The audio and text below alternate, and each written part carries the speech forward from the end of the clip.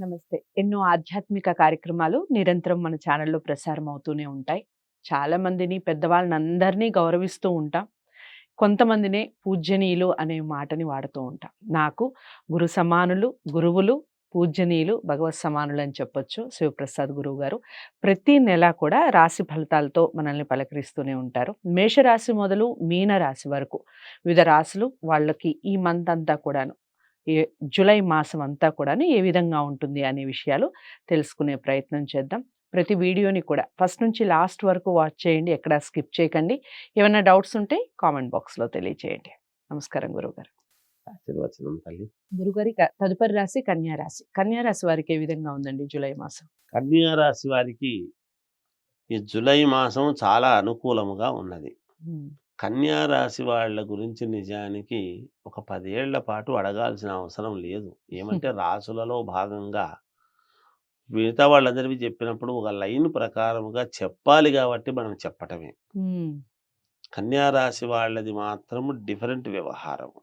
హ్మ్. మిగతా 11 రాసుల వాళ్ళవి రెగ్యులర్‌గా చూసుకోవాలి. హ్మ్. నేను 2023 నుంచి మన దాంట్లోనే హ్మ్. మీతోనే చెప్పాను అవును. తల్లి. అవును. దాదాపు పుష్కర కాలము పుష్కర పాటు కాలం పాటు అని చెప్పారు. అవును. వీళ్ళు చేసేటువంటి తప్పిదం ఏమంటే ఇంట్లో కూర్చోవటం. ఇంట్లో కూర్చోకూడదు. ఓకే. తిరగాలి బయటికి. హ్మ్. హ్మ్. నలుగురితో పరిచయం ఏర్పరచుకోవాలి. లేదా హ్మ్. పాత వాళ్ళు మనల్ని డబ్బు అడుగుతారేమో, హ్మ్. హ్మ్. మనం ఒకవేళ రుణం ఉంటాం, అప్పుంటాం. హ్మ్. అడుగుతారేమో అనేటువంటి ఊరికే ఆత్మమీమాంస. వీళ్ళని హ్మ్. ఎవ్వరూ అంత నిలేసి అడిగేంతటి పరిస్థితి ఉండదు. హ్మ్. కానీ కొంతమందికి ఉండవచ్చును బాధలు పడేటువంటి వాళ్ళు. ఎవరూ లేరని అనడానికి ఉండదు. హ్మ్. కానీ వీళ్ళకు తెలియడం లేదు. హ్మ్. విజయము మీ వెంటే ఉన్నది. హ్మ్. మీరు ధైర్యముగా అడుగు ముందుకు వేయటమే కావాలి. హ్మ్. సిద్ధాన్నము ఉన్నది. హ్మ్. చేత్తో కలుపుకొని తినాల్సినటువంటి అవసరము మీది. అవును. హ్మ్. అది గమనించాలి. హ్మ్. అందువలన ఈ నెల చాలా అనుకూలవంతంగా ఉంది. హ్మ్. చేపట్టినటువంటి పనులన్నీ గూడా సకాలంలో పూర్తి జేసుకుంటారు. హ్మ్. సమాజంలో మీ మాటకు విలువ పెరుగుతుంది. హ్మ్. ఖచ్చితముగా. హ్మ్. ఆదాయ మార్గాలు గూడా పెరుగుతాయి. హ్మ్. చూసుకుంటే దీర్ఘకాలికమైనటువంటి రుణాలను కొంతవరకు తీర్చడం గూడా జరుగుతుంది ఈ మాసంలో. హ్మ్. వ్యాపారాలలో లాభాలు కలుగుతాయి. హ్మ్. విలువైనటువంటి వస్తువులు కొనుగోలు జేస్తారు. హ్మ్. చిరు వ్యాపారులు మంచి లాభాలు పొందుతారు.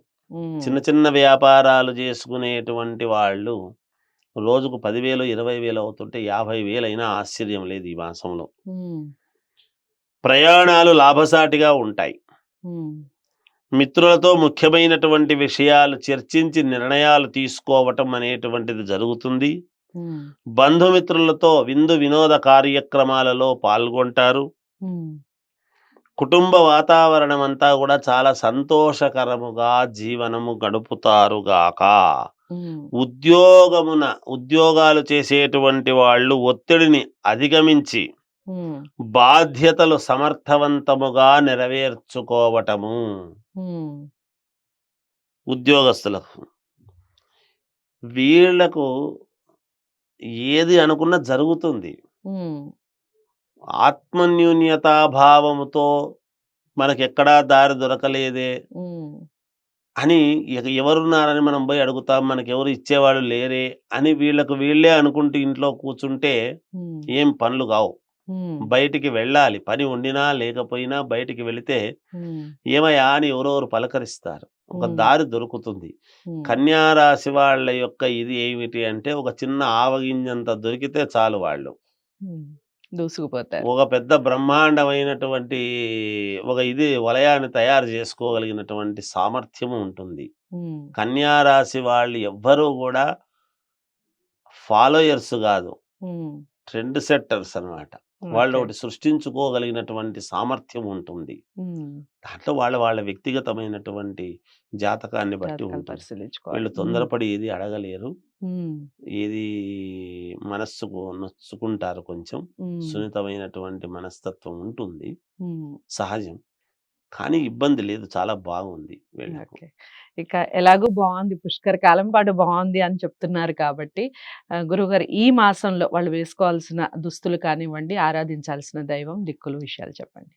ఆరాధించాల్సినటువంటి దైవము అయితే శ్రీ మహావిష్ణువును, శివుడిని ఆరాధిస్తే ఇద్దరిని మంచిదే. హ్మ్. శివకేశవులను. హ్మ్. అందులో ఏమాత్రం సందేహం లేదు. హ్మ్. ఇక దుస్తులు ఎలాంటివి వేసుకుంటే బాగుంటుంది హ్మ్. కన్యా రాశి వాళ్ళు అని గనక ఒక్కసారి ఆలోచన చేసినట్టయితే, వీళ్ళు ఎక్కువ శాతం తెలుపు వాడటమే మంచిది. ఓకే.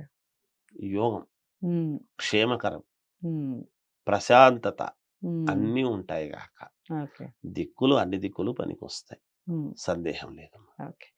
సో, అదండి కన్యా రాశి వారికి గురువుగారు చెప్పినటువంటి విషయాల్లో నిజంగానే నేనే చాలా సంవత్సరాల పాటు అంటే దగ్గర దగ్గర లాస్ట్ ఇయర్ 2023 ఉగాది నుంచి మొదలు ఉగాది కాదు జనవరి నుంచి జనవరిలో ఫస్ట్ స్టార్ట్ చేసాం ప్రోగ్రామ్ అయితే నిరంతరం కొనసాగుతూ ఉంది. నేను అప్పటినుంచి కంటిన్యూగా ఎవ్రీ మంత్ రాశి ఫలితాలు మాట్లాడుతూనే ఉన్నాను. అలాగే కి సంబంధించిన సంవత్సరానికి సంబంధించిన ఉగాది రాశి ఫలితాలు కూడా చేస్తూనే ఉన్నాను. అప్పటినుంచి చెప్తూనే ఉన్నారు కన్యా రాశి వారికి చాలా బావుంటుంది పుష్కర కాలం అని. ఇక ఈ మాసంలో ఏ విధంగా ఉంది అంటే 100% బావుంది. ఎటువంటి డౌట్ లేదు. కాకపోతే జాతకాలను ఒకసారి పరిశీలించుకొని దానికి తగ్గ పరిహారాలు కానివ్వండి, పూజలు కానివ్వండి, దానాలు కానివ్వండి ఇలాంటివి చేసుకుంటే ఇంకా సత్ఫలితాలుంటాయి. ఇక ఈ మాసంలో మీరు ఈశ్వరుడిని కానీ, అలాగే విష్ణువుని కానీ ఆరాధించడం మంచిది. ఎక్కువగా వైట్ కలర్ వేసుకోవడానికి ప్రయత్నం చేయండి. అన్ని దిక్కులు కలిసొస్తాయి. వీడియోని లైక్ చేసి షేర్ చేయండి. ఛానల్‌ని సబ్స్క్రైబ్ చేసుకోండి. తదుపరి రాశితో మళ్ళీ కలుస్తాను. నమస్తే.